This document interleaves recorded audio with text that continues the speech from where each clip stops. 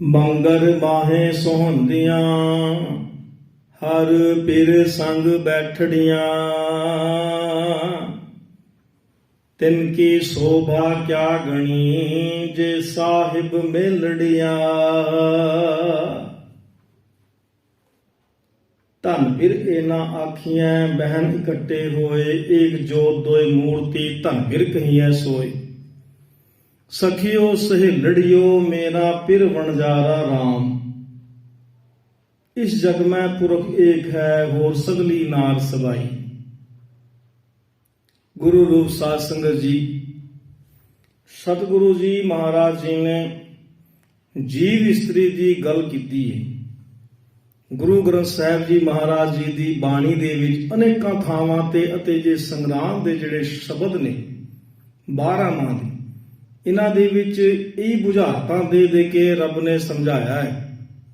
ਸਤਿਗੁਰੂ ਜੀ ਨੇ ਸਮਝਾਉਣ ਦਾ ਯਤਨ ਕੀਤਾ ਹੈ ਕਿ ਜਿਹੜੀ ਜੀਵ ਇਸਤਰੀ ਦੀ ਅਵਸਥਾ ਹੈ ਨਾ, ਇਹ ਬੜੀ ਮਹਾਨ ਹੈ। ਇਹ ਜੀਵ ਇਸਤਰੀ ਜਿਹੜੀ ਹੈ ਦੋ ਤਰ੍ਹਾਂ ਦੀ ਹੁੰਦੀ। ਇੱਕ ਤਾਂ ਸਰੀਰਕ ਹੈ, ਸਰੀਰ ਦੇ ਨਾਲ ਵਿਆਹ ਹੁਆ ਮੇਰੇ ਬਾਬਲਾ ਗੁਰਮੁਖੇ ਹਰ ਪਾਇਆ। ਅਗਿਆਨ ਅੰਧੇਰਾ ਕਟਿਆ ਗੁਰ ਗਿਆਨ ਪ੍ਰਚੰਡ ਬੁਲਾਇਆ। ਤੇ ਜਦੋਂ ਵਿਆਹ ਹੁੰਦਾ ਨਾ, ਵਿਆਹ ਹੁੰਦਾ ਦੋਵਾਂ ਜੀਆਂ ਦਾ, ਤੇ ਜਦੋਂ ਦੋ ਇੱਕ ਹੋ ਜਾਂਦੇ ਨੇ ਵਿਚਾਰਾਂ ਕਰਕੇ, ਸਰੀਰ ਵੱਖਰੇ ਵੱਖਰੇ ਨੇ, ਤੇ ਧਨ ਬਿਰ ਇਹਨਾਂ ਆਖੀਆਂ ਬਹਿਨ ਇਕੱਠੇ ਹੋਏ। ਏਕ ਜੋਤ ਦੋਇ ਮੂਰਤੀ ਧਨ ਬਿਰ ਕਹੀਐ ਸੋਈ। ਤੇ ਖਸਮ ਕਹਿੰਦੇ ਨੇ ਪਿਰ ਨੂੰ, ਤੇ ਧਨ ਕਹਿੰਦੇ ਨੇ ਇਸਤਰੀ ਨੂੰ। ਇਹ ਜਦੋਂ ਦੋਵੇਂ ਇੱਕ ਬਣ ਜਾਣ ਤੇ ਉਹ ਪ੍ਰਮਾਤਮਾ ਦਾ ਮਿਲਾਪ ਹੋ ਜਾਂਦਾ। ਹੁਣ ਰੂਹ ਜਿਹੜੀ ਹੈ ਉਹ ਇਸਤਰੀ ਹੈ, ਰੱਬ ਜਿਹੜਾ ਹੈ ਉਹ ਪੁਰਸ਼ ਹੈ। ਇਹ ਸਰੀਰਕ ਗੱਲ ਤੋਂ ਥੋੜਾ ਵੱਖਰੀ ਗੱਲ ਕਰੀਏ। ਜਿਵੇਂ ਭੈਣਾਂ ਦਾ ਮਾਤਾਵਾਂ ਦਾ ਵਿਆਹ ਹੁੰਦਾ ਹੈ, ਸਾਰੀਆਂ ਭੈਣਾਂ ਦਾ ਵਿਆਹ ਹੁੰਦਾ ਹੈ, ਇਹਨਾਂ ਨੂੰ ਚਾਹ ਹੁੰਦਾ ਹੈ। ਜਾਂ ਕੁਆਰੀ ਤਾਂ ਚਾਓ ਵਿਆਹੀ ਤਾਂ ਮਾਮਲੇ ਫਰੀਦਾ। ਇਹੋ ਪੁੱਛੋ ਤਾਓ ਵਤ ਕੁਆਰੀ ਨਾ ਥੀ। ਤੇ ਆਓ ਸਜਣਾ ਹੋ ਦੇਖਾਂ ਦਰਸ਼ਨ ਤੇਰਾ ਰਾਮ। ਇਹ ਵੀ ਅਵਸਥਾ ਜੀਵ ਇਸਤਰੀ ਦੀ ਹੈ। ਰੂਹ ਦਾ ਜਿਹੜਾ ਵਿਆਹ ਹੋਣਾ ਹੈ ਰੱਬ ਦੇ ਨਾਲ ਹੋਣਾ।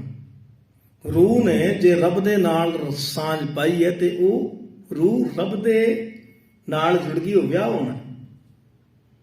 ਜਿਵੇਂ ਲਾਵਾਂ ਹੁੰਦੀਆਂ ਨੇ, ਆਨੰਦ ਕਾਰਜ ਹੁੰਦੇ ਨੇ, ਹਰ ਧਰਮਾਂ ਦੇ ਵਿੱਚ ਵੱਖਰੇ ਵੱਖਰੇ ਬਣਾਏ। ਤੇ ਆਨੰਦ ਜਿਹੜੀ ਅਵਸਥਾ ਹੈ ਨਾ, ਆਨੰਦ ਅਵਸਥਾ ਵਾਸਤੇ ਹੀ ਜੀਵ ਅਤੇ ਦੋਵਾਂ ਜੀਵਾਂ ਦਾ ਮਿਲਾਪ ਹੈ। ਇਸ ਦੇ ਬਾਰੇ ਮਹਾਰਾਜ ਅਨੇਕਾਂ ਥਾਵਾਂ ਤੇ ਇਹ ਬੁਝਾਰਤਾਂ ਦਿੰਦੇ ਨੇ ਕਿ ਇਸਤਰੀ ਦੀ ਜਿਹੜੀ ਸਾਧ ਸੰਗਤ ਦੀ ਡਿਊਟੀ ਹੈ ਨਾ, ਇੰਨੀ ਮਹਾਨ ਹੈ। ਸਭ ਤੋਂ ਮਹਾਨ ਇਸਤਰੀ ਦੀ ਡਿਊਟੀ ਹੈ, ਭੈਣ ਦੀ ਡਿਊਟੀ ਹੈ। ਤੇ ਇਸ ਤੇ ਜਿਹੜਾ ਸਾਧ ਸੰਗਤ ਜੀ ਜ਼ੁਲਮ ਵੀ ਦੁਨੀਆ ਨੇ ਬਹੁਤ ਕੀਤਾ ਹੈ ਇਸ ਭਾਰਤ ਦੀ ਧਰਤੀ ਤੇ ਇਸ ਦੀ ਡਿਊਟੀ ਇੰਨੀ ਮਹਾਨ ਹੈ। ਸਾਰੇ ਘਰ ਦਾ ਕੰਮ ਵੀ ਇਹੀ ਕਰਦੀ ਹੈ। ਤੇ ਗੁਰੂ ਗ੍ਰੰਥ ਸਾਹਿਬ ਜੀ ਮਹਾਰਾਜ ਜੀ ਦੀ ਬਾਣੀ ਦੇ ਵਿੱਚ ਲਿਖਿਆ, ਸੋ ਕਿਉ ਮੰਦਾ ਆਖਿਆ ਜਿਸ ਜੰਮੈ ਰਾਜਾਨ। ਉਸ ਨੂੰ ਨੀਵਾ ਵੀ ਦਿਖਾਇਆ ਜਾਂਦਾ ਹੈ, ਤ੍ਰਿਆ ਚਰਿਤਰੇ ਵੀ ਕਿਹਾ ਜਾਂਦਾ ਹੈ। 405 ਚਰਿੱਤਰ ਵੀ ਲਿਖੇ ਹੋਏ ਨੇ ਕਿਤੇ ਕਿਤੇ ਗ੍ਰੰਥਾਂ ਦੇ ਵਿੱਚ। ਕਿਉਂ ਭਾਈ? ਤੇ ਗੁਰੂ ਨਾਨਕ ਦੇਵ ਜੀ ਮਹਾਰਾਜ ਜੀ ਨੇ ਇਹਨਾਂ ਦੀ ਬਾਹ ਫੜੀ ਤੇ ਇਹਨਾਂ ਨੂੰ ਆਖਿਆ ਕਿ ਸੋ ਕਿਉ ਮੰਦਾ ਆਖਿਆ ਜਿਸ ਜੰਮੈ ਰਾਜਾਨ। ਜਿਹੜੀ ਵੱਡੇ ਵੱਡੇ ਰਾਜਾਂ ਨੂੰ, ਮਹਾਰਾਜਿਆਂ ਨੂੰ, ਜਿਹੜੇ ਇਹਨਾਂ ਤੇ ਇਸ ਤੇ ਜ਼ੁਲਮ ਕਰਦੇ ਨੇ, ਉਹਨਾਂ ਨੂੰ ਜੰਮਣ ਵਾਲੀ ਦੀ ਇਹੀ ਹੈ। ਤੇ ਡਿਊਟੀ ਕਿੰਨੀ ਹੈ? ਪ੍ਰਸ਼ਾਦਾ ਵੀ ਬਣਾਉਂਦੀ ਹੈ, ਘਰ ਦੀ ਸਫਾਈ ਵੀ ਕਰਦੀ ਹੈ, ਸਾਰਿਆਂ ਦਾ ਖਿਆਲ ਕਰਦੀ ਹੈ। ਕਿੰਨੇ ਰਿਸ਼ਤੇ ਨੇ, ਤੇ ਆਪਣਾ ਘਰ ਛੱਡ ਕੇ ਵੀ ਆਉਂਦੀ ਹੈ। ਜਦੋਂ ਵਿਆਹ ਹੋ ਜਾਂਦਾ ਨਾ ਅਕਾਲ ਪੁਰਖ ਦੇ ਨਾਲ, ਅਕਾਲ ਪੁਰਖ ਵਰ ਪਾਇਆ ਅਬਨਾਸੀ। ਜਦੋਂ ਰੂਹ ਨੇ ਜਿੰਦ ਨੇ ਵੀ ਤੇ ਅਕਾਲ ਪੁਰਖ ਵਰ ਨੂੰ ਪਾਣਾ ਹੈ। ਤੇ ਗੁਰਬਾਣੀ ਦੇ ਵਿੱਚ ਉਪਦੇਸ਼ ਹੈ ਸ਼ਬਨਾ ਸ਼ੋਹਰੇ ਵੰਜਣਾ ਸਭ ਮੁਕਲਾਵਣ ਹਾਰ। ਇਸ ਸਰੀਰ ਨੇ ਵੀ ਸਾਡੇ ਵਿਣਸ ਜਾਣਾ ਹੈ। ਇਸ ਸਾਡੇ ਸਰੀਰ ਨੇ ਵੀ ਇੱਕ ਨਾ ਇੱਕ ਦਿਨ ਇਸ ਨੂੰ ਛੱਡ ਕੇ ਜਾਣਾ। ਇਸ ਨੂੰ ਕੌਣ ਵਿਆਹ ਕੇ ਲੈ ਜਾਊਗਾ? ਸਾਧ ਸੰਗਤ ਜੀ, ਇਸ ਸਾਡੇ ਸਰੀਰ ਨੂੰ ਕਾਲ, ਇਸ ਨੂੰ ਮੌਤ ਨੇ ਵਿਆਹ ਕੇ ਲੈ ਕੇ ਜਾਣਾ ਹੈ। ਸਭਨਾ ਸਹੁਰੇ ਵੰਜਣਾ। ਸਹੁਰਾ ਘਰ ਕਿੱਥੇ? ਜਦੋਂ ਵਿਆਹ ਹੁੰਦਾ ਨਾ, ਸਹੁਰੇ ਘਰ ਚਲੀ ਜਾਂਦੀਆਂ ਭੈਣਾਂ, ਸਾਰੇ ਦੇ ਵਿਆਹ ਹੁੰਦੇ। ਹਰ ਘਰ ਵਿੱਚ ਭੈਣ ਦਾ ਵਿਆਹ ਹੁੰਦਾ ਹੈ। ਤੇ ਉਹ ਜਦੋਂ ਸਹੁਰੇ ਘਰ ਜਾਂਦੀਆਂ ਨੇ ਤੇ ਫਿਰ ਪਹਿਲਾਂ ਜਦੋਂ ਵਿਆਹ ਹੁੰਦੇ ਸੀ, ਜਾਂ ਹੁਣ ਤੋਂ ਟੈਲੀਫੋਨ ਚੱਲ ਗਏ ਨੇ, ਵੀਡੀਓ ਕਾਲਾਂ ਹੋ ਜਾਂਦੀਆਂ ਨੇ, ਜਾਂ ਗੱਡੀਆਂ ਮੋਟਰ ਕਾਰਾਂ ਦੇ ਵਿੱਚੋਂ ਫਟਾਫਟ ਆ ਕੇ ਇੱਕ ਦੂਜੇ ਨੂੰ ਮਿਲ ਜਾਂਦੇ। ਬੜੇ ਸਾਧਨ ਨੇ। ਇਸ ਭਾਰਤ ਦੀ ਜਿਹੜੀ ਦੁਰਦਸ਼ਾ ਹੋਈ ਸੀ ਨਾ, ਇਹ ਇਸਤਰੀ ਤੇ ਜ਼ੁਲਮ ਕਰਕੇ ਹੀ ਹੋਈ। ਇਸਤਰੀਆਂ ਨੂੰ ਹਰ ਧਰਮ ਨੇ ਨੀਵਾਂ ਦਿਖਾਇਆ। ਭੈਣਾਂ ਨੂੰ, ਮਾਤਾਵਾਂ ਨੂੰ ਹਰ ਧਰਮ ਵਿੱਚ ਪੂਰੀ ਜਿਹੜੀ ਹੈ ਫੈਸਿਲਿਟੀ ਨਹੀਂ ਦਿੱਤੀ ਜਾਂਦੀ, ਪੂਰਾ ਹੱਕ ਉਹਨਾਂ ਨੂੰ ਨਹੀਂ ਦਿੱਤਾ ਜਾਂਦਾ, ਪੂਰਾ ਮਾਣ ਅਤੇ ਸਤਿਕਾਰ ਉਹਨਾਂ ਨੂੰ ਨਹੀਂ ਦਿੱਤਾ ਜਾਂਦਾ। ਉਹ ਇਸ ਕਰਕੇ ਨਹੀਂ ਦਿੱਤਾ ਜਾਂਦਾ ਕਿਉਂਕਿ ਵਿਚਾਰੀ ਕਮਜ਼ੋਰ ਹੁੰਦੀਆਂ ਨੇ, ਕਿਸੇ ਨੂੰ ਆਪਣਾ ਦੁੱਖੜਾ ਨਹੀਂ ਸੁਣਾ ਸਕਦੀਆਂ, ਤੇ ਉਹਨਾਂ ਨੂੰ ਉਹ ਜਿਹੜੀ ਬਜ਼ੁਰਗ, ਉਹਨਾਂ ਦੀ ਭੈਣਾਂ, ਉਹਨਾਂ ਦੀ ਮਾਵਾਂ ਹੁੰਦੀਆਂ ਨੇ, ਦਾਦੀਆਂ ਹੁੰਦੀਆਂ ਨੇ, ਉਹ ਲੈਵਲ ਉਹਨਾਂ ਨੂੰ ਡਰਾਉਂਦੀਆਂ ਨੇ। ਨਹੀਂ, ਤੁਹਾਡੀ ਡਿਊਟੀ ਸਿਰਫ ਇੱਕੋ ਹੀ ਹੈ, ਤੁਸੀਂ ਜਾਨਵਰਾਂ ਵਾਂਗੂ ਬੱਚੇ ਜੰਮਣੇ ਨੇ ਤੇ ਉਹਨਾਂ ਦਾ ਪਾਲਣ ਪੋਸ਼ਣ ਕਰਨਾ ਹੈ। ਹੋਰ ਤੁਹਾਡੀ ਡਿਊਟੀ ਕੋਈ ਨਹੀਂ। ਡੰਗਰਾਂ ਵਾਂਗੂ ਤੁਸੀਂ ਕੰਮ ਕਰਨਾ ਹੈ, ਇਹ ਡਿਊਟੀ ਸੀ। ਤੇ ਗੁਰੂ ਨਾਨਕ ਦੇਵ ਜੀ ਮਹਾਰਾਜ ਜੀ ਨੇ, ਬੜੇ ਲੋਕਾਂ ਨੇ, ਤੇ ਜਦੋਂ ਭੈਣ ਦਾ ਕਿਸੇ ਦਾ ਵਿਆਹ ਹੋ ਕੇ ਚਲਾ ਜਾਂਦਾ ਸੀ ਨਾ, ਤੇ ਫਿਰ ਇਹ ਕੋਈ ਗਰੰਟੀ ਨਹੀਂ ਸੀ ਕਿ ਉਹ ਸਾਰੇ ਰੋਂਦੇ ਸੀ। ਬਾਬੂਲਾ ਜਿਹੜਾ ਪਿਓ ਵੀ ਰੋਂਦਾ ਸੀ, ਭਰਾ ਵੀ ਰੋਂਦੇ ਸੀ, ਗੁਆਂਢੀ ਵੀ ਰੋਂਦੇ ਸੀ। ਕਿਉਂ ਰੋਂਦੇ ਸੀ? ਕਿ ਭਾਈ ਨੇ ਤਾਂ ਚਲੇ ਜਾਣਾ, ਇਹ ਸਹੁਰੇ ਘਰ ਚਲੀ ਗਈ। ਤੇ ਜਦੋਂ ਸਾਡਾ ਸਰੀਰ ਸਹੁਰੇ ਘਰ ਜਾਊਗਾ ਨਾ, ਇਹ ਮੁੜ ਕੇ ਇਸਨੇ ਵੀ ਨਹੀਂ ਆਣਾ। ਆਇਆ ਕਿਸੇ ਦਾ ਸਰੀਰ, ਕਿਸੇ ਦੀ ਦੇਹ ਸੰਸਕਾਰ ਕਰਨ ਤੋਂ ਬਾਅਦ, ਜਾਂ ਕਿਸੇ ਦੀ ਦੇਹ ਕਬਰ ਦੇ ਵਿੱਚੋਂ ਉੱਠੀ, ਉਹ ਸਹੁਰੇ ਘਰ ਚਲੀ ਗਈ। ਮੌਤ ਉਹਨੂੰ ਵਿਆਹ ਕੇ ਲੈ ਗਈ। ਇਹ ਵਿਆਹ ਹੋਣਾ ਇੱਕ ਮੌਤ ਹੈ। ਤੇ ਜਦੋਂ ਸਹੁਰੇ ਘਰ ਚਲੀ ਗਈ ਨਾ, ਫਿਰ ਕੋਈ ਪਹਿਲਾਂ ਕੋਈ ਗਰੰਟੀ ਨਹੀਂ ਹੁੰਦੀ ਸੀ। ਰਸਤੇ ਵਿੱਚ ਲਾੜੇ ਨੂੰ ਕਿਰਪਾਨ ਫੜਾਈ ਜਾਂਦੀ ਸੀ। ਲੁੱਟਣ ਵਾਲੇ ਡਾਕੂ ਚੋਰ ਉਹ ਭੈਣਾਂ ਨੂੰ ਲੁੱਟ ਲੈਂਦੇ ਸਨ।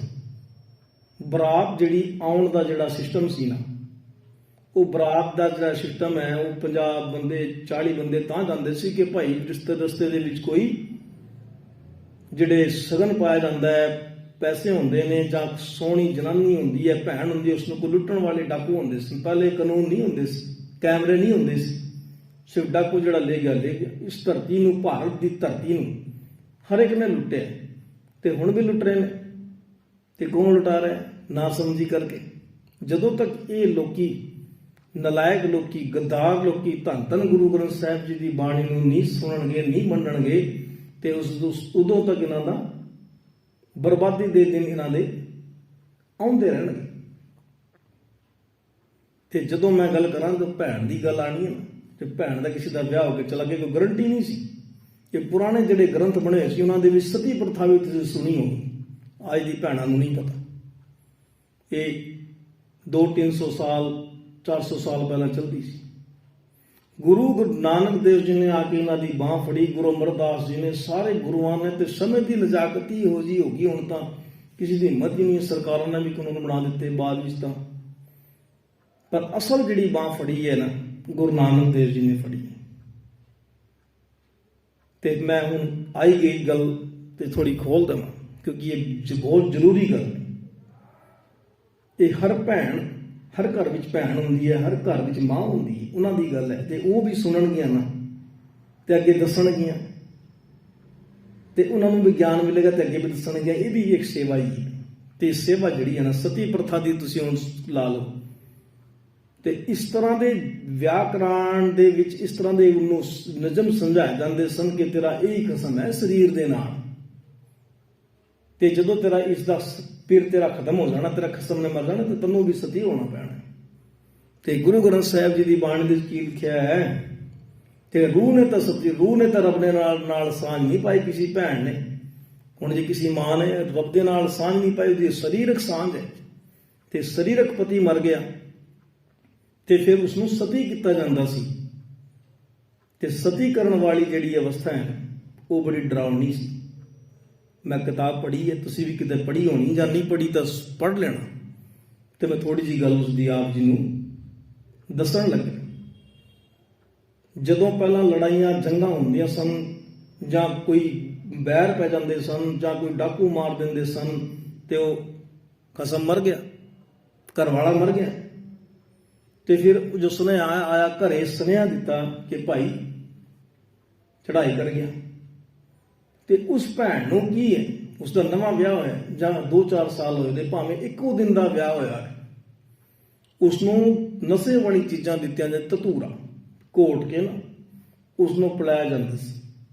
ਤੇ ਧਤੂਰਾ ਪਿਲਾ ਕੇ, ਭੰਗ ਘੋਟ ਕੇ ਉਹਨੂੰ ਪਿਲਾ ਦੇਣੀ ਬਾਟਾ ਭਰ ਕੇ, ਤੇ ਉਸਨੇ ਪੀ ਲੈਣੀ ਹੈ। ਸਤੀ ਪ੍ਰਥਾ ਦੇ ਜਿਹੜੇ ਕਾਨੂੰਨ ਨੇ ਉਹਦੇ ਵਿੱਚ ਲਿਖਿਆ ਹੈ ਕਿ ਇਸ ਤਰ੍ਹਾਂ ਹੁੰਦਾ ਸੀ। ਜਿਨ੍ਹਾਂ ਨੇ ਦੇਖਿਆ ਕਿ ਇਸ ਤਰ੍ਹਾਂ ਸਤੀ ਹੁੰਦੀ ਸੀ, ਤੇ ਉਸਨੂੰ ਪਿਲਾ ਦੇਣਾ, ਉਹਨੇ ਝੱਲੀ ਹੋ ਜਾਣਾ, ਪਾਗਲ ਹੋ ਜਾਣਾ, ਉਹਨੂੰ ਪਤਾ ਹੀ ਨਹੀਂ ਲੱਗਣਾ ਕਿ ਉਹਦਾ ਘਰ ਵਾਲਾ ਕੌਣ ਹੈ, ਉਹਦਾ ਸਹੁਰਾ ਕੌਣ ਹੈ, ਉਹਨੇ ਝੱਲੀ ਹੋ ਜਾਣਾ, ਬਾਉਰੀ ਹੋ ਜਾਣਾ, ਉਹਨੇ ਬਾਲ ਫਲਾ ਲੈਣੇ, ਪਾਗਲ ਹੋ ਜਾਣਾ। ਤੇ ਲੋਕਾਂ ਨੇ ਕਹਿਣਾ ਇਹਨੂੰ ਵੀ ਹੁਣ ਉਹਦੇ ਨਾਲ ਹੀ ਸੰਸਕਾਰ ਕੀਤਾ ਜਾਂਦਾ ਸੀ। ਤੇ ਚਿਖਾ ਜਗਾ ਦਿੱਤੀ ਖਸਮ ਦੀ, ਸਰੀਰਕ ਖਸਮ ਦੀ, ਰੱਬ ਤਾਂ ਵਿਨਾਸ਼ ਹੁੰਦਾ ਹੀ। ਤੇ ਸਰੀਰਕ ਖਸਮ ਦੀ ਜਿਹੜੀ ਹੈ ਨਾ, ਉਹ ਚਿਖਾ ਦੇ ਵਿੱਚ ਉਹਨੂੰ ਝੱਲੀ ਹੋਈ ਨੂੰ ਨਾ ਪਾਗਲ ਹੋ ਜਾਂਦੀ ਸੀ। ਉਹਨੂੰ ਕੋਈ ਪਤਾ ਨਹੀਂ ਲੱਗਦਾ। ਉਹਦੇ ਸਰ ਦੇ ਵਿੱਚ ਨਾ ਇੱਕ ਪਿੱਛੋਂ ਫਿਰ ਉਹ ਡਾਂਗ ਸੋਟਾ ਮਾਰਿਆ ਜਾਂਦਾ ਸੀ, ਬੜਾ ਵੱਡਾ ਕੋਈ ਘਰ ਦਾ ਮੈਂਬਰ ਮਾਰਦਾ ਸੀ।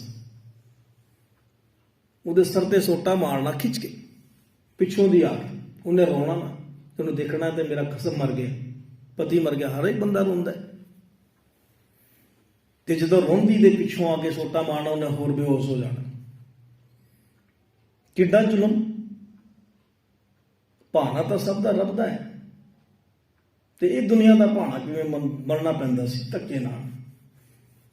ਤੇ ਉਸਦੇ ਸਰ ਦੇ ਵਿੱਚ ਮਾਰਿਆ ਸੋਟਾ, ਤੇ ਸੋਟਾ ਜਦੋਂ ਸਰ ਦੇ ਵਿੱਚ ਵੱਜਿਆ ਤੇ ਵਿਚਾਰੇ ਨੇ ਮਰ ਜਾਣਾ। ਤੇ ਉਸ ਅਧਮੁਈ ਲਾਸ਼ ਨੂੰ ਚੱਕੇ ਨਾਲ ਉਸਦੇ ਖਸਮ ਦੇ ਚਿਖਾ ਤੇ ਰੱਖ ਦਿੱਤੀ ਜਾਂਦੀ ਸੀ। ਉਸ ਤੇ ਰੱਖ ਦਿੱਤੀ ਤੇ ਚਾਰੇ ਪਾਸੇ ਲੰਬੂ ਲੈ ਕੇ ਖੜ ਜਾਣਾ ਲੋਕਾਂ ਨੇ, ਡੰਡੇ ਬੜੇ ਬੜੇ। ਜੇ ਕੋਈ ਜਿੰਦੀ ਜਾਗਦੀ ਕਿਸੇ ਦੀ ਜਦੋਂ ਛੇਕ ਲੱਗਦਾ ਸੀ ਨਾ, ਕਈ ਵਿਚਾਰੀਆਂ ਉਹ ਹੋਸ਼ ਆ ਜਾਂਦਾ ਹੈ ਕਿ ਉਹ ਛੇਕ ਲੱਗਦਾ ਤੇ ਭੱਜਦਾ ਬੰਦਾ, ਉੱਥੋਂ ਭੱਜ ਕੇ ਜਦੋਂ ਭੱਜਣਾ ਨਾ ਤੇ ਉਸਨੂੰ ਫਿਰ ਡੰਡਿਆਂ ਨਾਲ ਤੁੰਨਿਆ ਜਾਂਦਾ ਸੀ। ਉੱਥੇ ਚਾਰੇ ਪਾਸੇ ਖੜੇ ਹੋ ਕੇ ਲੈ ਕੇ ਜਾਂਦੇ ਸੀ ਲੰਬੇ ਲੰਬੇ ਬਾਂਸ, ਤੇ ਉਹਨਾਂ ਨਾਲ ਉਹਨੂੰ ਤੁੰਨਿਆ ਜਾਂਦਾ ਸੀ, ਮਾਰਿਆ ਜਾਂਦਾ ਸੀ। ਇਤਨਾ ਜ਼ੁਲਮ ਇਸ ਧਰਤੀ ਤੇ ਭਾਰਤ ਦੀ। ਆਪਣੀ ਭੈਣਾਂ ਨੂੰ, ਆਪਣੀ ਮਾਵਾਂ ਨੂੰ ਮਾਰਨ ਵਾਲੇ ਲੋਕ ਕਿੱਥੇ ਸੱਚ ਦੀ ਗੱਲ ਸੁਣਨਗੇ। ਹੁਣ ਵੀ ਉਹਨਾਂ ਨੇ ਗ੍ਰੰਥਾਂ ਨੂੰ, ਉਹਨਾਂ ਨੂੰ ਸਾਂਭਿਆ ਰੱਖਿਆ ਹੋਇਆ। ਕੂੜੇ ਵਿੱਚ ਸੁੱਟ ਦੋ, ਉਹਨਾਂ ਗ੍ਰੰਥਾਂ ਨੂੰ ਕੂੜੇ ਵਿੱਚ ਹੀ ਸੁੱਟਿਆ ਹੋਇਆ। ਲੋਕਾਂ ਨੇ ਪੜ੍ਹਦੇ ਤਾਂ ਨਹੀਂ ਹੈ, ਤੇ ਉਹਨਾਂ ਦੀ ਜ਼ਰੂਰਤ ਉਹਨਾਂ ਦੀ ਕੋਈ ਨਹੀਂ, ਪਰ ਉਹ ਗਿਣਤੀ ਦੇ ਵਿੱਚ ਹੈਗੇ ਨੇ। ਪਤਾ ਨਹੀਂ ਕਿੰਨੇ ਕਿੰਨੇ 6 ਸ਼ਾਸਤਰ, 27 ਸਿਮਰਤੀਆਂ, 18 ਪੁਰਾਣ, 4 ਵੇਦ, ਇੰਨਾ ਕੁਛ ਰੱਖਿਆ। ਉਹ ਸਿਰਫ ਗਿਣਤੀ ਦੇ ਵਿੱਚ ਨੇ। ਕੰਮ ਤਾਂ ਉਹਨਾਂ ਦਾ ਧੇਲੇ ਦਾ ਨਹੀਂ। ਹੁਣ ਕੌਣ ਪੜ੍ਹਦਾ ਉਹਨਾਂ ਨੂੰ, ਕੌਣ ਮੰਨਦਾ ਉਹਨਾਂ ਨੂੰ? ਹੁਣ ਜੇ ਘਰ ਵਿੱਚ ਸਾਡੇ ਕੋਈ ਪੁਰਾਣੀ ਚੀਜ਼ ਪਈ ਨਾ, ਕੂੜਾ ਪਿਆ ਹੋਏ, ਕੂੜਾ, ਕੋਈ ਕੁਰਸੀ ਟੁੱਟੀ, ਤੇ ਉਹਨੂੰ ਕੋਈ ਆ ਕੇ ਬੰਦਾ ਕਹੇ ਉਹ ਕਾਹਦੇ ਵਾਸਤੇ ਰੱਖੀ ਹੈ, ਵਰਤਦਾ ਤਾਂ ਹੈ ਨਹੀਂ, ਸੁੱਟਦੇ, ਕਬਾੜਿਆਂ ਨੂੰ ਦੇ ਦਿੰਦੇ ਕਈ ਪੁਰਾਣੀ ਟੁੱਟੀਆਂ, ਜਿਹੜੇ ਅਕਲਮੰਦ ਹੁੰਦੇ ਨੇ ਲੋਕ, ਜਾਂ ਉਹਨਾਂ ਨਾਲ ਕੀ ਕਰਦੇ ਨੇ, ਉਹਨਾਂ ਨੂੰ ਸਾੜ ਦਿੰਦੇ। ਤੇ ਜਿਨ੍ਹਾਂ ਨੇ ਉਹਨਾਂ ਨੂੰ ਪੂਜਣ ਵਾਸਤੇ ਰੱਖਿਆ ਹੈ, ਤੇ ਉਹਨਾਂ ਦਾ ਕੀ ਬਣੂਗਾ ਭਾਈ? ਉਹ ਨਾਸ਼ ਕਰਨ ਵਾਲੀਆਂ ਚੀਜ਼ਾਂ ਨੇ, ਸਮਾਜ ਦਾ ਬੁਰਾ ਕਰਨ ਵਾਲੀ ਚੀਜ਼ਾਂ ਨੇ, ਭੈਣਾਂ ਨੂੰ ਮਾਰਨ ਵਾਲੀ ਚੀਜ਼ਾਂ ਨੇ। ਤੇ ਦਿਮਾਗ ਦੇ ਵਿੱਚ ਲੋਕਾਂ ਦੇ ਗਰੀਬ ਅਵਸਥਾ, ਨਿਰਧਨਾਂ ਨੂੰ, ਤੇ ਜਿਹੜੇ ਹੋਰ ਛੋਟੀ ਜਾਤਾਂ ਦਾ ਵਰਣਨ ਕੀਤਾ। ਪਿਤਾ ਇੱਕ ਕਿਸਕੇ ਹਮ ਬਾਰਿਕ, ਬਾਰਿਕ ਤਾਂ ਸਾਰੇ ਪਿਤਾ ਪਰਮੇਸ਼ਵਰ ਦੇ ਬਣਾਏ ਹੋਏ ਨੇ। ਨਾ ਕੋ ਵੈਰੀ ਨਹੀਂ ਬਿਗਾਨਾ, ਖੱਤਰੀ ਬ੍ਰਾਹਮਣ ਸੂਦ ਵੈਸ ਉਪਦੇ ਚੋ ਵਰਨਾ ਕੋ ਸੰਜਾ। ਇਹ ਗੁਰਬਾਣੀ ਦਾ ਉਪਦੇਸ਼ ਹੈ। ਕਿਉਂ ਗੁਰੂ ਮਹਾਰਾਜ ਨੇ ਇੱਥੇ ਆ ਕੇ ਜਨਮ ਲਿਆ, ਕਿਉਂ ਇੱਥੇ ਮਹਾਰਾਜ ਨੇ ਅਵਤਾਰ ਧਾਰਿਆ? ਇਹਨਾਂ ਵਾਇਰਸਾਂ ਨੂੰ ਕਰਕੇ, ਇਹਨਾਂ ਕੁਰਤਿਆਂ ਨੂੰ ਕਰਕੇ, ਇਹਨਾਂ ਭੈੜੇ ਕੰਮਾਂ ਕਰਕੇ ਮਹਾਰਾਜ ਨੇ ਇਸ ਸੰਸਾਰ ਦੇ ਵਿੱਚ ਆਉਣਾ ਕੀਤਾ ਸੀ। ਤੇ ਮੈਂ ਇਹ ਗੱਲ ਜ਼ਿਆਦਾ ਲੰਬੀ ਹੋ ਗਈ ਤੇ ਮੱਘਰ ਦੇ ਮਹੀਨੇ ਦੀ ਗੱਲ ਕਰਨੀ ਹੈ। ਤੇ ਮੱਘਰ ਮਾਏ ਸੁਹੰਦੀਆਂ ਹਰ ਪਿਰ ਸੰਗ ਬੈਠੜੀਆਂ।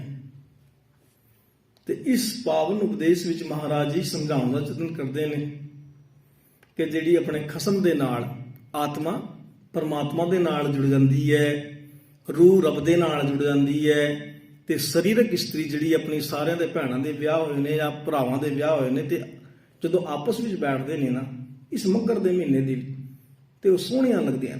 ਮੱਘਰ ਮਾਏ ਸੁਹੰਦੀਆਂ ਹਰ ਪਿਰ ਸੰਗ ਬੈਠੜੀਆਂ। ਤੇ ਰੂਹ ਨੂੰ ਵੀ ਬਿਠਾਣਾ ਹੈ ਰੱਬ ਦੇ ਨਾਲ। ਇਹ ਨਹੀਂ ਕਿ ਸਰੀਰਕ ਰੱਬ ਨੂੰ ਭੁੱਲ ਜਾਓ, ਬਾਣੀ ਨੂੰ ਭੁੱਲ ਜਾਓ।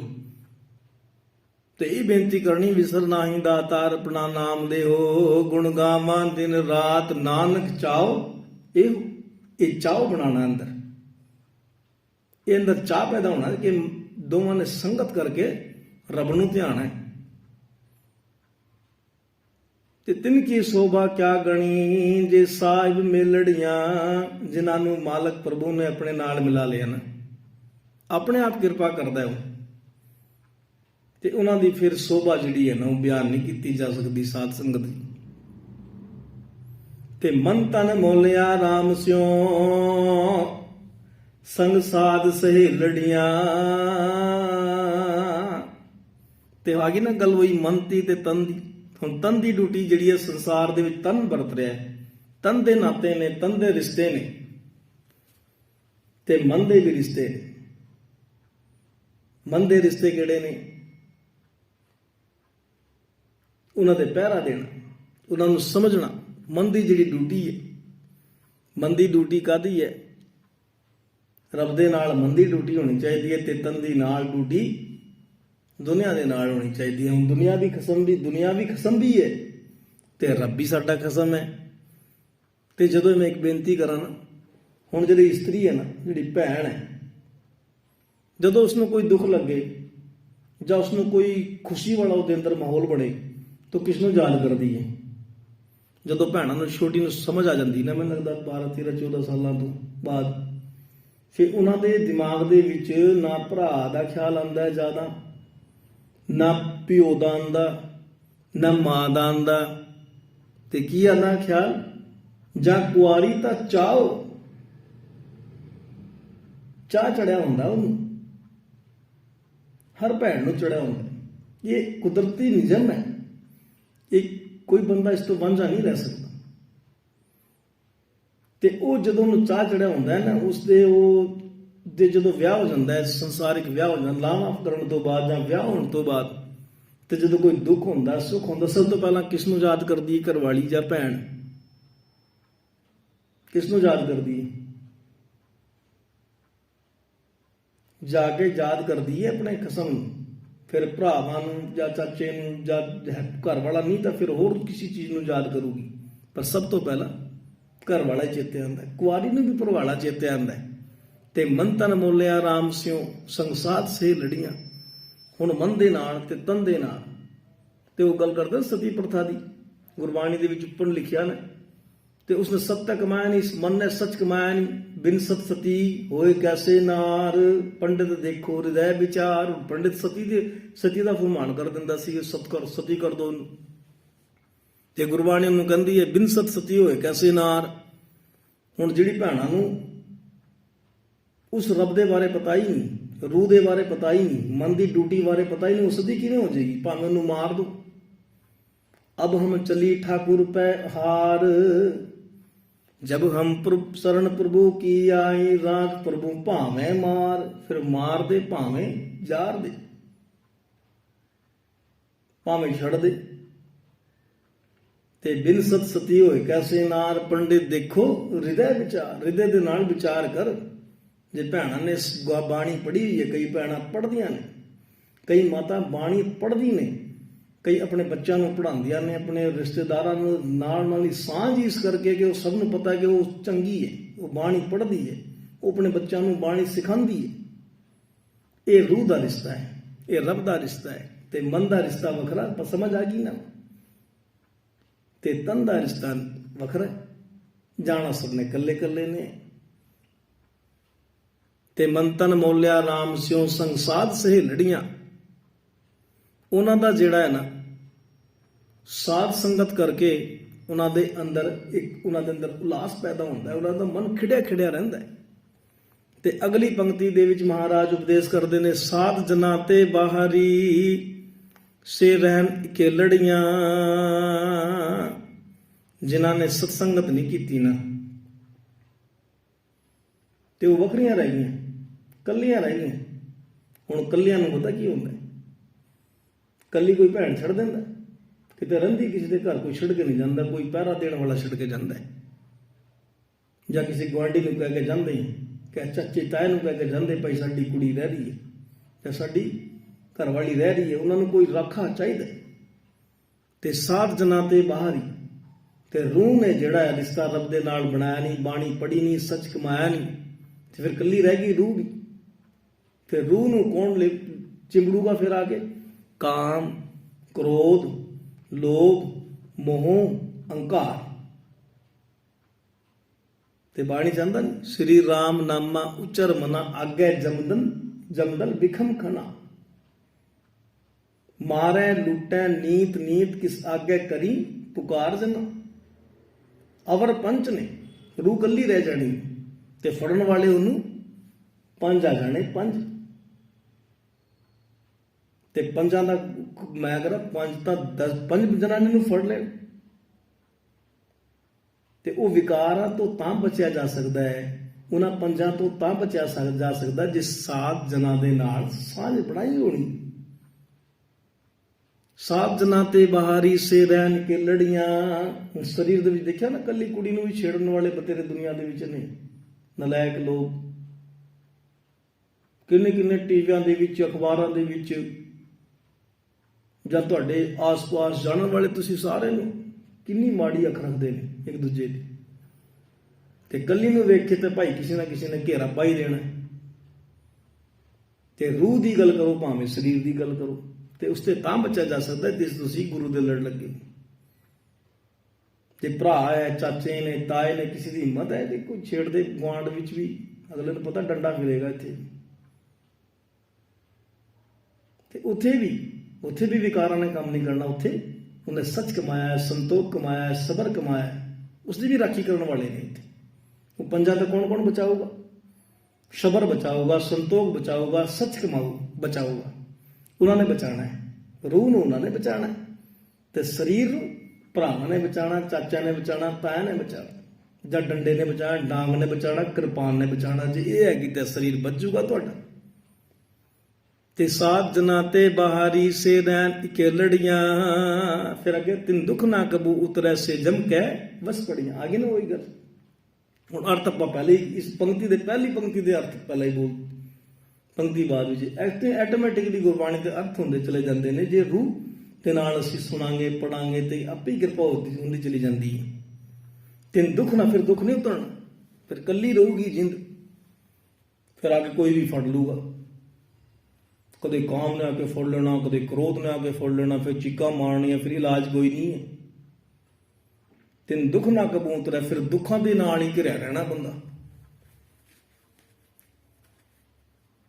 ਸੇ ਜਮ ਕੇ ਵਸ ਪੜੀਆਂ, ਹੁਣ ਜਮਾਂ ਦੇ ਕੋਲ ਚਲੇ ਜਾਣਾ। ਫਿਰ ਇਹ ਵੀ ਲੋਕੀ ਜਮ ਹੀ ਘੁੰਮ ਰਹੇ ਨੇ ਇੱਥੇ। ਹੁਣ ਘਰ ਵਿੱਚ ਬੰਦਾ ਹੈ, ਉਹਨੂੰ ਪ੍ਰੋਪਰ ਗਿਆਨ ਨਹੀਂ ਹੈ। ਜਿਹੜੀ ਭੈਣ ਹੈ, ਜਿਹੜੀ ਪ੍ਰੋਪਰ ਹੈ ਨਾ, ਸਭ ਨੂੰ ਸਮਝਣ ਵਾਲੀ ਹੈ ਕਿ ਇਸ ਨੂੰ, ਬੰਦੇ ਨੂੰ ਕਿਵੇਂ ਕਾਬੂ ਕਰਨਾ ਹੈ, ਜਾਂ ਘਰ ਵਾਲੇ ਨੂੰ ਕਿਵੇਂ ਖੁਸ਼ ਕਰਨਾ ਹੈ। ਉਹ ਤਰੀਕੇ ਹੁੰਦੇ, ਦਿਓਰ ਨੂੰ, ਜੇਠ ਨੂੰ, ਸਹੁਰੇ ਨੂੰ, ਗੁਆਂਢੀਆਂ ਨੂੰ, ਮਾਸੀਆਂ ਨੂੰ, ਚੱਚਿਆਂ ਨੂੰ, ਨਾਨਿਆਂ ਨੂੰ, ਉਹ ਸਾਰੇ ਨੂੰ ਕਿਵੇਂ ਸਾਂਭਦੀ ਹੈ ਜਨਾਨੀ। ਨਹੀਂ ਤਾਂ ਉਹ ਸਾਰੇ ਜੰਮ ਬਣ ਜਾਂਦੇ ਨੇ। ਦੇਖਿਆ, ਸਹੁਰਾ ਵੀ ਜੰਮ ਬਣ ਜਾਂਦਾ ਕਈ ਵਾਰੀ। ਦੇਖਿਆ, ਘਰਾਂ ਦੇ ਵਿੱਚ ਕਲੇਸ਼, ਮੈਂ ਬੜੇ ਬੜੇ ਕਲੇਸ਼ ਦੇਖੇ ਨੇ। ਉਹ ਸਹੁਰੇ ਦੀ ਦਾੜੀ ਪੁੱਟਦੀ, ਸਹੁਰੇ ਨੇ ਨੂੰਹ ਦਾ ਸਰ ਪਾੜਦਾ, ਸੱਸ ਨੇ ਬੇਲਣਾ ਮਾਰਤਾ, ਨੂੰਹ ਨੇ ਤਵਾ ਮਾਰਤਾ। ਉਹ ਕਿੰਨੀ ਅਖਬਾਰਾਂ ਚੱਲਦੀਆਂ। ਉਹ ਕਾਹਦੇ ਨਾਲ? ਉਹ ਗੁਰੂ ਤੋਂ ਵਾਂਝੇ ਲੋਕ ਨੇ, ਉਹ ਜੰਮ ਬਣ ਜਾਂਦੇ ਨੇ ਇੱਕ ਦੂਜਾ। ਉਹ ਵੀ ਜਮ ਤੇ ਉਹ ਵੀ ਜਮ, ਦੋਵੇਂ ਬਣ ਜਾਂਦੇ ਨੇ ਜਮ। ਤੇ ਜਦੋਂ ਇੱਕ ਜਣਾ ਵੀ ਹੋਵੇ ਨਾ ਸਬਰ ਵਾਲਾ, ਸੰਤੋਖ ਵਾਲਾ, ਤੇ ਉਹਨਾਂ ਨੂੰ ਸਮਝਾ ਦਿੰਦਾ ਹੈ। ਜਿਨੀ ਰਾਵਿਆ ਪ੍ਰਭ ਆਪਣਾ, ਸੇ ਦਿਸਨ ਨਿਤ ਖੜੀਆਂ। ਜਿਨ੍ਹਾਂ ਨੇ ਆਪਣੇ ਪ੍ਰਭੂ ਨੂੰ ਸਿਮਰਿਆ, ਉਹਨੂੰ ਸਿਜਦਾ ਕੀਤਾ, ਉਹ ਸਾਰਾ ਉਹਨਾਂ ਦੇ ਵੱਲ ਨਾ ਧਿਆਨ ਸਾਰਾ ਉਹਨਾਂ ਦਾ ਪ੍ਰਮਾਤਮਾ ਦੇ ਸਿਮਰਨ ਤੇ ਲੱਗਿਆ ਜਾਂਦਾ ਹੈ। ਜਿਨੀ ਰਾਵਿਆ ਪ੍ਰਭ ਆਪਣਾ, ਸੇ ਦਿਸਨ ਨਿਤ ਖੜੀਆਂ। ਉਹ ਖੜੀ ਰਹਿੰਦੀਆਂ ਨੇ, ਹਰ ਵੇਲੇ ਐਕਟਿਵ ਰਹਿੰਦੀਆਂ ਨੇ।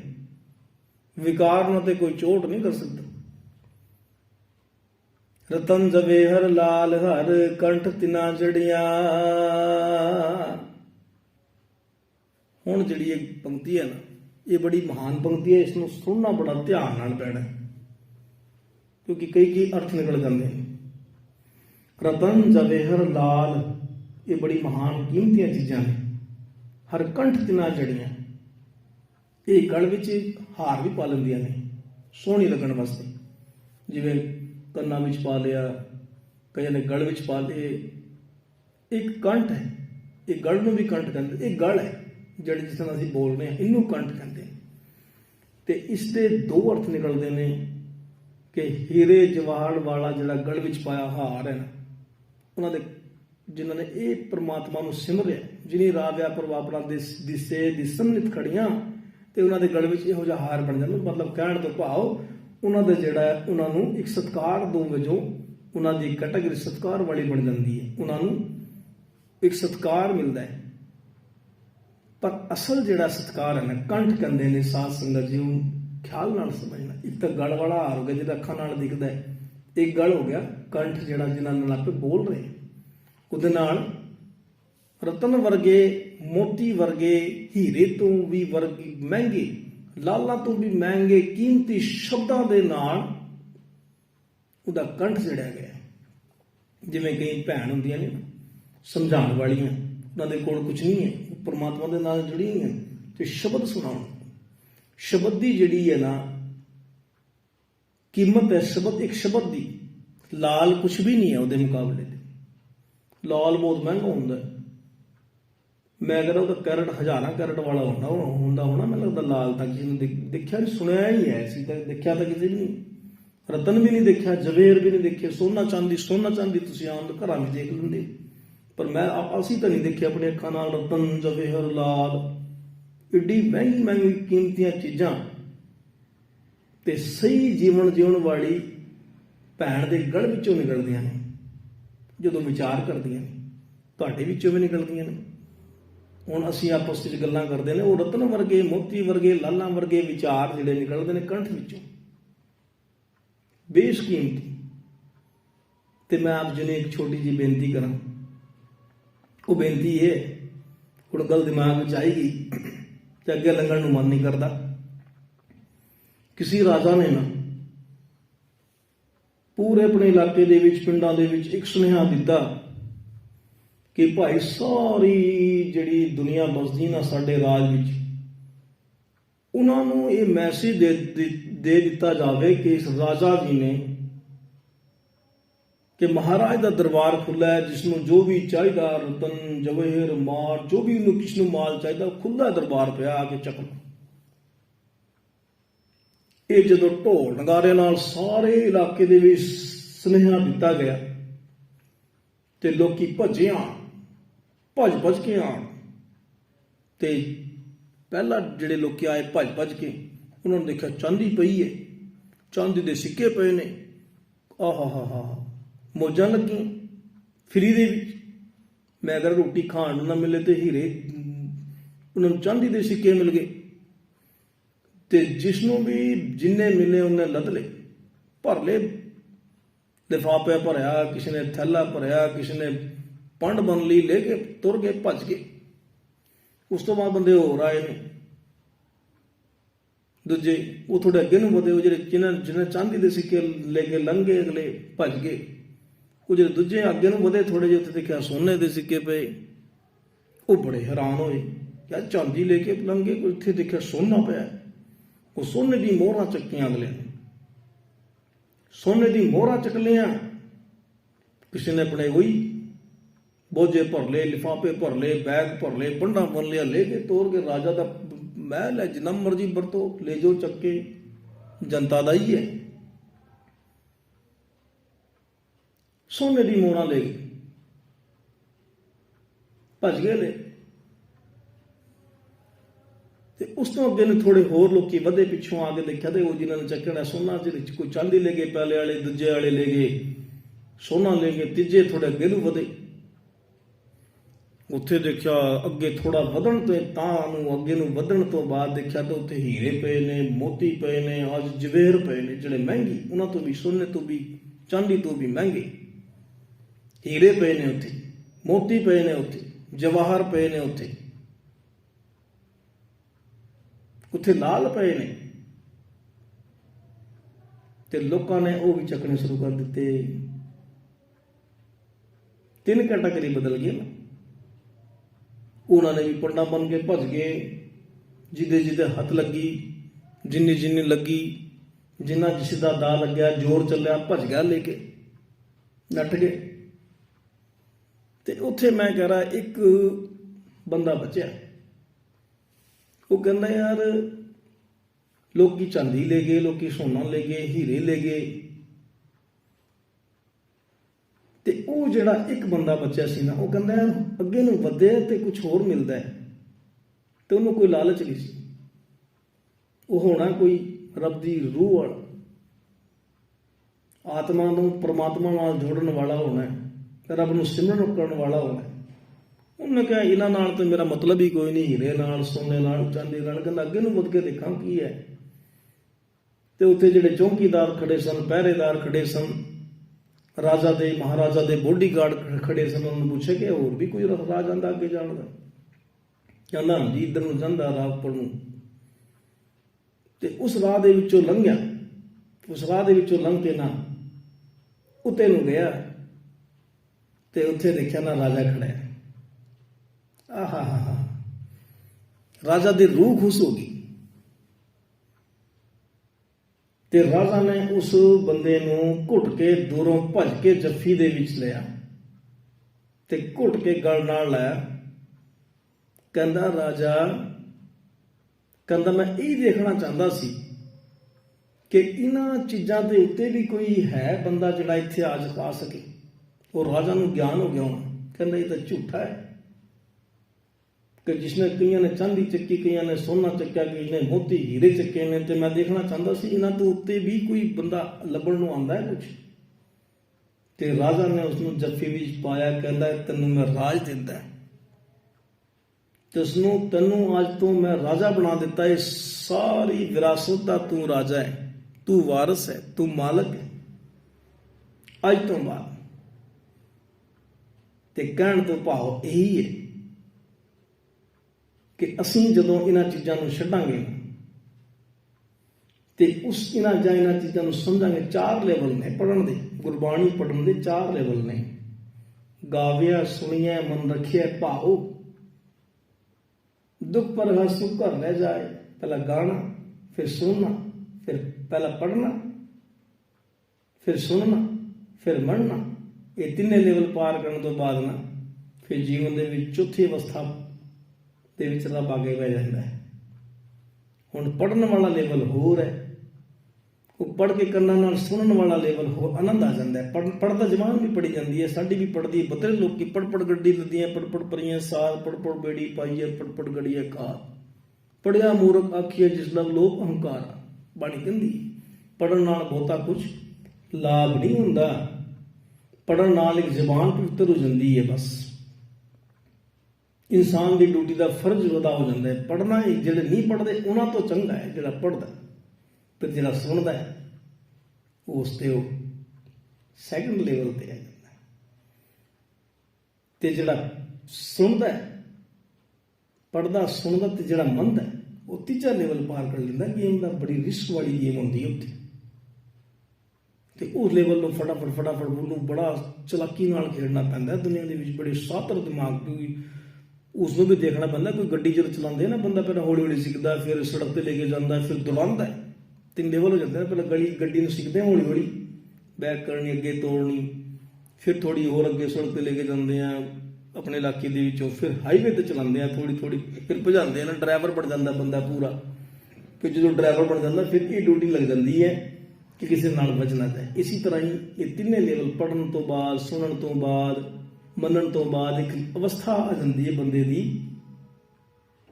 ਤੇ ਬਾਣੀ ਮੰਤਰ ਮਹਾਂਪੁਰਖਨ ਕੀ ਮਨੈ ਉਤਾਰੈ ਮਾਨ ਕੋ, ਹੰਕਾਰ ਮਿਟ ਜਾਂਦਾ ਹੈ, ਉਹਨੂੰ ਸਮਝ ਆ ਜਾਂਦੀ ਹੈ ਇਹਨਾਂ ਲੋਕਾਂ ਨਾਲ ਸਿੰਘ ਨਹੀਂ ਫਸਾਣਾ। ਪੜ੍ਹਨ ਵਾਲਾ ਕਿਸੇ ਨਾਲ ਲੜ ਸਕਦਾ ਹੈ, ਸੁਣਨ ਵਾਲਾ ਕਿਸੇ ਨਾਲ ਝਗੜ ਸਕਦਾ ਹੈ, ਗੁਰਬਾਣੀ ਨੂੰ ਮੰਨਣ ਵਾਲਾ, ਪੜ੍ਹਨ ਵਾਲਾ, ਸੁਣਨ ਵਾਲਾ, ਮੰਨਣ ਵਾਲਾ ਵੀ ਦੁਨੀਆ ਦੇ ਵਿੱਚ ਝਮੇਲਿਆਂ ਦੇ ਵਿੱਚ ਪੈ ਸਕਦਾ, ਲੜ ਸਕਦਾ ਹੈ, ਝਗੜ ਸਕਦਾ ਹੈ, ਕਿਸੇ ਨੂੰ ਕੁੱਟ ਸਕਦਾ ਹੈ। ਪਰ ਜਿਹੜਾ ਬੰਦਾ ਨਾ ਇਹ ਤਿੰਨੇ ਲੈਵਲ ਪਾਰ ਕਰਨ ਤੋਂ ਬਾਅਦ ਉਸ ਦੇ ਅੰਦਰ ਇਹੋ ਜਿਹੀ ਅਵਸਥਾ ਪੈਦਾ ਹੋ ਜਾਂਦੀ ਹੈ ਕਿ ਉਹ ਕੀ ਬਣ ਜਾਂਦਾ ਫਿਰ, ਹਰਿ ਕਾ ਸੇਵਕ ਹਰਿ ਜੇਹਾ ਭੇਦ ਨਾ ਜਾਣੋ ਮਾਨਸ ਦੇਹਾ। ਫਿਰ ਉਹ ਹਰਿ ਕਾ ਸੇਵਕ ਬਣ ਜਾਂਦਾ ਹੈ। ਫਿਰ ਕਹਿੰਦੇ ਭੇਦ ਨਹੀਂ ਰਹਿੰਦਾ ਉਹਦੇ ਵਿੱਚ, ਹਰਿ ਕਾ ਸੇਵਕ ਹਰਿ ਜਿਹਾ ਬਣ ਜਾਂਦਾ ਹੈ। ਭੇਦ ਨਾ ਜਾਣੋ, ਫਿਰ ਭੇਦ ਨਹੀਂ ਹੈ। ਭੇਦ ਨਾ ਜਾਣੋ ਮਾਨਸ ਦੇਹਾ, ਜਿਉ ਜਲ ਤਰੰਗ ਉਠੈ ਬੋ ਭਾਤੀ, ਫਿਰ ਫਲ ਲੈ ਸਲਲ ਸਮਾਏਂਦਾ। ਜਿਵੇਂ ਪਾਣੀ ਦੇ ਵਿੱਚੋਂ ਤਰੰਗਾਂ ਉੱਠਦੀਆਂ ਨੇ, ਪਾਣੀ ਦੇ ਵਿੱਚੋਂ ਲਹਿਰਾਂ ਉੱਠਦੀਆਂ ਨੇ, ਤੇ ਉਹ ਲਹਿਰਾਂ ਜਿਹੜੀਆਂ ਨੇ ਨਾ ਉਹ ਪਾਣੀ ਦੇ ਤੇ ਹੀ ਕਿੱਸਾ ਹੁੰਦੀ ਹੈ। ਜਬ ਹਮ ਹੋਤੇ ਤਬ ਤੂੰ ਨਾਹੀਂ, ਅਬ ਤੂੰ ਹੀ ਮੈਂ ਨਾਹੀਂ, ਅਨਲ ਅਗਮ ਜੈਸੇ ਲਹਿਰ ਮੈਂ ਉਦਰ, ਜਲ ਕੇਵਲ ਜਲ ਮਾਹੀ। ਤੇ ਉਹ ਜਲ ਦੇ ਵਿੱਚੋਂ ਹੀ ਤੋਂ ਨਿਕਲਦੀਆਂ ਤਰੰਗਾਂ ਨੇ, ਉਹ ਬਾਹਰ ਨਿਕਲਦੀਆਂ ਸ਼ਾਂਤ ਹੋ ਜਾਂਦੀ ਨੇ, ਫਿਰ ਸਮੁੰਦਰ ਬਣ ਜਾਂਦਾ ਹੈ। ਤੇ ਇਸ ਅਵਸਥਾ ਦੀ ਗੱਲ ਕਰਦੇ ਨੇ ਮਹਾਰਾਜ, ਬ੍ਰਹਮ ਗਿਆਨ ਦੀ ਅਵਸਥਾ ਦੀ ਗੱਲ ਕਰਦੇ ਨੇ ਮਹਾਰਾਜ, ਸੰਤ ਅਵਸਥਾ ਦੀ ਗੱਲ ਕਰਦੇ ਨੇ ਮਹਾਰਾਜ। ਤੇ ਰਤਨ ਜਵੇ ਹਰ ਲਾਲ ਹਰ ਕੰਠ ਤਿਨਾ ਜੜਿਆਂ, ਜਿਨ੍ਹਾਂ ਜੀਵ ਇਸਤਰੀਆਂ ਨੇ, ਜਿਨ੍ਹਾਂ ਭੈਣਾਂ ਨੇ, ਜਾਂ ਸਾਡੇ ਅੰਦਰੋਂ ਵੀ ਅਗਰ ਪ੍ਰਮਾਤਮਾ ਆ ਕੇ ਵਸ ਜਾਵੇ ਨਾ, ਤੇ ਫਿਰ ਗਲੇ ਦੇ ਵਿੱਚੋਂ ਨਾ ਹੀਰੇ ਤੋਂ ਵੀ ਕੀਮਤੇ, ਮੋਤੀਆਂ ਤੋਂ ਵੀ ਕੀਮਤੇ, ਲਾਲਾਂ ਤੋਂ ਵੀ ਕੀਮਤੀ ਸ਼ਬਦ ਨਿਕਲਣਗੇ, ਸਮਝਾਉਣ ਵਾਲੇ ਜਾਂ ਸੰਗਤ ਕਰਨ ਵਾਲੇ। ਤੇ ਅਗਲੀ ਪੰਕਤੀ ਦੇ ਵਿੱਚ ਮਹਾਰਾਜ ਉਪਦੇਸ਼ ਕਰਦੇ ਨੇ, ਨਾਨਕ ਬਾਛੈ ਧੂੜ ਤਿੰਨ ਪ੍ਰਭ ਸਰਣੀ ਦਰ ਪੜਿਆ। ਨਾਨਕ ਉਹਨਾਂ ਸਤਸੰਗਿਆਂ ਦੀ ਚਰਨਾਂ ਦੀ ਧੂੜ ਮੰਗਦਾ ਹੈ, ਜਿਹੜੀ ਪ੍ਰਭੂ ਦੇ ਦਰ ਤੇ ਸਿਜਦਾ ਕਰਦੀਆਂ ਨੇ, ਜਿਹੜੀ ਉਸਨੂੰ ਹਰ ਵੇਲੇ ਸਿਮਰਦੀਆਂ ਨੇ, ਹਰ ਵੇਲੇ ਪ੍ਰਮਾਤਮਾ ਨੂੰ ਧਿਆਉਂਦੀਆਂ ਨੇ। ਉਹਨਾਂ ਦੀ ਧੂੜ,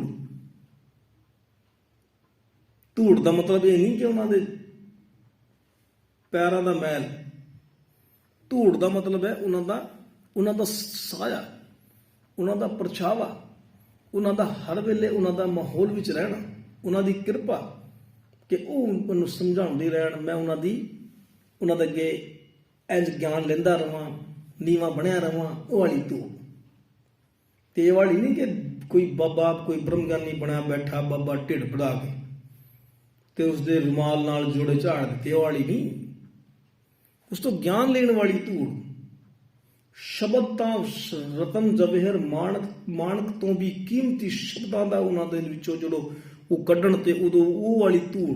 ਪਰ ਹੋਵੇ ਤਾਂ ਸਹੀ ਸਮਝਾਉਣ ਵਾਲਾ ਕੋਈ। ਬਿਨਾਂ ਸਮਝਾਈ ਬੁੱਤ ਨੂੰ ਪੂਜੀ ਜਾ ਰਹੇ ਨੇ, ਕਈ ਬੁੱਤ ਬੈਠੇ ਨੇ, ਲੋਕ ਬ੍ਰਹਮ ਗਿਆਨੀ ਬਣੇ। ਮੈਂ ਕਹਿ ਰਿਹਾ ਉਹਨਾਂ ਨਾਲ ਜੇ ਬੁੱਤ ਬਣੇ ਨੇ ਨਾ ਉਹ ਚੰਗੇ ਨੇ। ਉਹ ਤਾਂ ਬਿਨਾਂ ਮਤਲਬ ਦੀ ਘਰ ਖਾਇਆ, ਪਿੰਡ ਵਧਾਇਆ, ਢਿੱਡ ਵਧਾਇਆ, ਬ੍ਰਹਮ ਗਿਆਨੀ ਬਣੇ ਬੈਠੇ ਨੇ।